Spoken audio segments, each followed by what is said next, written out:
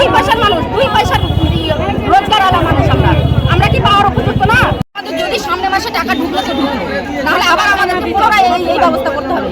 হয় বন্ধ করে দিক, আর না হলে সবাইকে আগে বিচার করে সেই টাকা রিটার্ন নিক। আমাদের না হলে 2 মাসের টাকা আমাদেরও ফেরত দিক।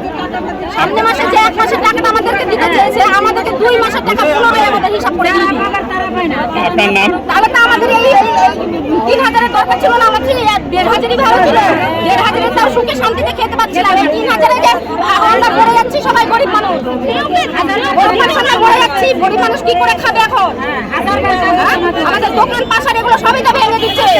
আর কি চাই? 3000-এর হ্যারাসমেন্ট করছে, তাহলে আমরা যাবো কোথায়?